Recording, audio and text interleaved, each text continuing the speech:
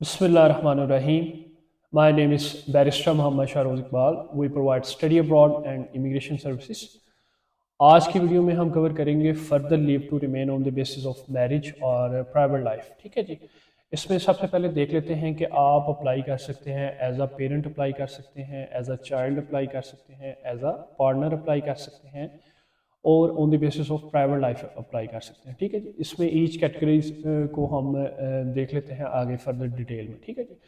فرض کریں آپ ایز اے پارٹنر اپلائی کرتے ہیں. اگر آپ ایز اے پارٹنر اپلائی کرتے ہیں تو آپ کا جو پارٹنر ہے اس کا اسٹیٹس جو ہے وہ ہونا چاہیے, یا اس کے پاس سٹیزن شپ ہونی چاہیے, یا آئی ایل آر ہونا چاہیے, یا اس کے پاس پری سیٹل اسٹیٹس جو ہے وہ ہونا چاہیے under E U settlement scheme جو ہے وہ بھی ایکسیپٹیبل ہے. ٹھیک ہے جی. یا اس کے پاس ریفیوجی یا ہیومینیٹیرین پروٹیکشن اسٹیٹس ہونا چاہیے, یا اس کے پاس ترکش بزنس مین یا جاب ورکر کا جو ہے اسٹیٹس ہونا چاہیے, یا وہ اسٹیٹ لیس اس کو جو ہے وہ ڈکلیئر ہونا چاہیے ہوم آفس سے. ٹھیک ہے جی.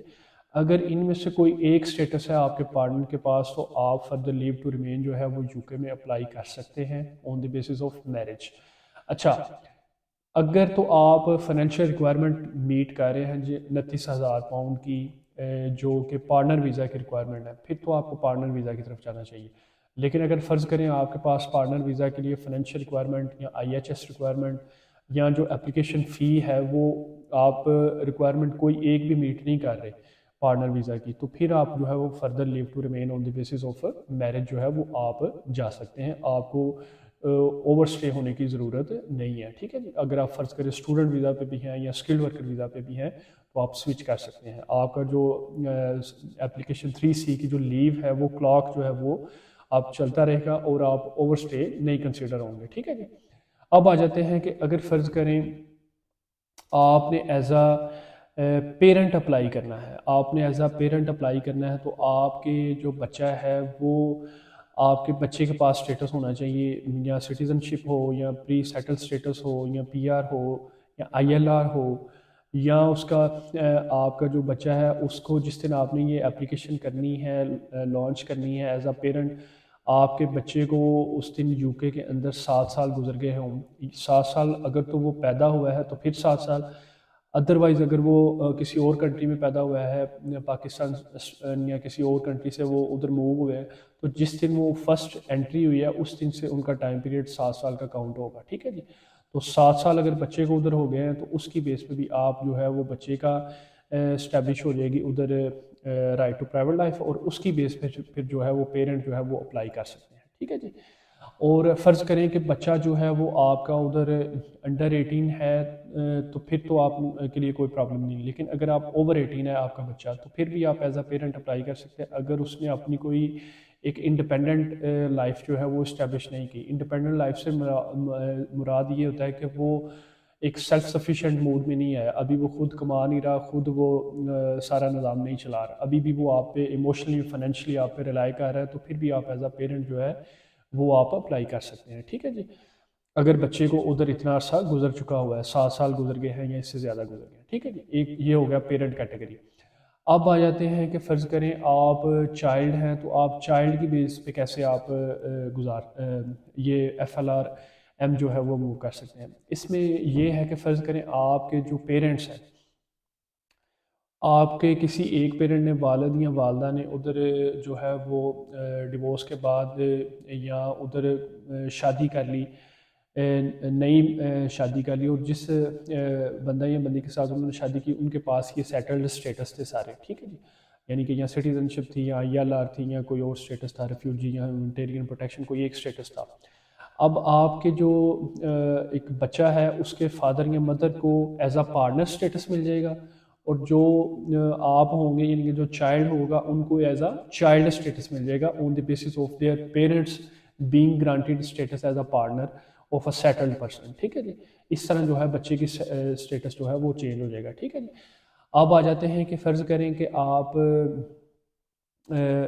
جو ہے چائلڈ ہم نے بطور چائلڈ بھی دیکھ لیا, بطور پیرنٹ بھی دیکھ لیا, بطور ہم نے پارٹنر بھی دیکھ لیا. ٹھیک ہے جی. اب فرض کریں آپ دونوں اسٹوڈنٹ ویزے پہ گئے ہیں اور ادھر آپ کے بچے نے 7 سال گزار لیے ہیں تو آپ اس بچے کی رائٹ ٹو پرائیویٹ لائف کی بیسس پہ بھی جو ہے وہ آپ دونوں جو ہے ایز اے پیرنٹ جو ہے وہ اپلائی کر سکتے ہیں FLRM کے تحت. ٹھیک ہے جی. اب آگے آ جاتے ہیں پرائیویٹ لائف. پرائیویٹ لائف میں 5 چیزیں ہیں. پرائیویٹ لائف میں یہ ہے کہ فرض کریں آپ انڈر 18 ہیں اور آپ نے 7 سال UK میں گزار لیے ہیں تو آپ پرائیویٹ لائف کا جو ٹائم پیریڈ ڈوریشن ہے وہ آپ نے کمپلیٹ کر لیا. آپ اس کی بیس پہ FLRM میں جا سکتے ہیں اور آپ آگے اس کی بیس پہ 5 سال کے اندر جو ہے وہ ILR جو ہے وہ ایلیجیبل ہو جاتے ہیں. پھر آپ دیکھ لیتے ہیں کہ ایک بندہ ہے جو 18 سے 24 کے درمیان ہے لیکن اس نے اپنی لائف کا جو ہاف ٹائم ڈوریشن ہے وہ UK میں گزارا ہے تو پھر بھی وہ بندہ جو ہے وہ ایلیجیبل ہو جاتا ہے کہ وہ 5 ایئرس کے اندر اندر جو ہے وہ ILR کے لیے ایلیجیبل ہو جاتا ہے. اب آ جاتے ہیں کہ ایک بندہ 24 سے اوپر ہے تو اس نے 20 سال یعنی کہ 20 سال سے کم کا عرصہ گزارا ہے, 10 سال کا گزارا ہے یا 15 سال کا گزارا ہے, لیکن وہ فرض کرے پکڑا جاتا ہے یا نہیں پکڑا جاتا تو وہ بھی FLRM میں جا سکتا ہے. ضروری نہیں کہ وہ 20 ایئرس کا ویٹ کرے, اس سے پہلے بھی وہ FLRM میں آ سکتا ہے. اس نے right to private life establish کر لیا ہوتا ہے بشرط یہ کہ وہ شو کر سکے کہ وہ UK میں انٹیگریٹ کر چکا ہوا ہے, UK کی سوسائٹی میں ان کا یعنی کہ سکولز کے ساتھ ایجوکیشن اس کی ادھر سے کمپلیٹ ہوئی ہے یا اس کی جو سوشل سرکل ہے وہ سارا ادھر ہے. ٹھیک ہے جی. تو it would be impossible for him to disintegrate from UK and go back to his or her own home country. ٹھیک ہے جی. ان دیٹ کیس بھی آپ جو ہے وہ FLRM جو ہے وہ پرائیویٹ لائف کی بیس پہ جو ہے وہ کر سکتے ہیں. ٹھیک ہے جی. پھر ایک کیس آ جاتا ہے اس سے کہ آپ FLR کرتے ہیں کہ آپ نے 20 ایئرس گزار لیے ہیں UK میں. اگر آپ نے کمپلیٹ 20 ایئرس گزار لیے تو آپ کو کمپلیٹ ریکارڈ دینا ہوتا ہے 20 سالوں کا, یعنی کہ کب آپ نے ٹریول کیا, ایز اے اسٹوڈنٹ گئے, فیری کے تھرو گئے یا آپ لوری کے تھرو وہاں آپ نے انٹرنس کی.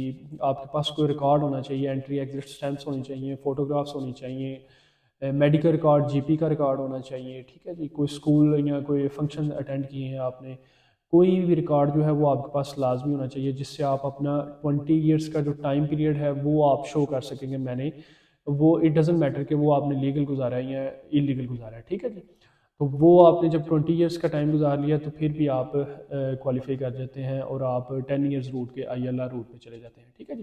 اب اس میں پرائیویٹ لائف میں 2 چیزیں آپ نے ذہن میں رکھنی ہیں. صرف وہ جو بچہ انڈر 18 ہے اور 7 ایئرس اس نے گزار لیے ہیں یا اس کو پیدا ہوئے وہاں 7 سال گزر گئے ہیں وہ ILR 5 سال میں ایلیجیبل ہوتا ہے, یا جو بچہ 18 سے 25 کے درمیان ہوتا ہے اور اس نے ہاف اپنی لائف کا جو پیریڈ ہوتا ہے وہ اس نے UK میں گزار لیا, وہ 5 ایئرز میں ILR کے لیے ایلیجیبل ہوتا ہے. باقی جو اس کے اوپر آتے ہیں وہ 10 ایئرز روڈ پہ ILR پہ جاتے ہیں. ٹھیک ہے جی. تو یہ تھی ایک مختصر سی ویڈیو جس میں ہم نے ایکسپلین کر دیا کہ آپ اگر UK میں موجود ہیں تو آپ فردر لیو ٹو ریمین پہ جا سکتے ہیں. فردر لیو ٹو ریمین میں یہ ہوتا ہے کہ آپ کا اسٹیٹس انلیگل نہیں کنسیڈر ہوتا اور آپ کا جو کلاک ہے وہ چلتا رہتا ہے ایز اے لیگل, آپ اوور اسٹیٹ کنسیڈر نہیں ہوتے. ٹھیک ہے جی.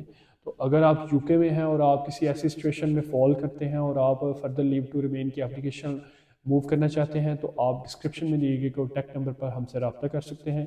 اگر آپ کو یہ ویڈیو پسند آئی تو کائنڈلی لائک کریں, سبسکرائب کریں اور شیئر کریں. Thank you so much.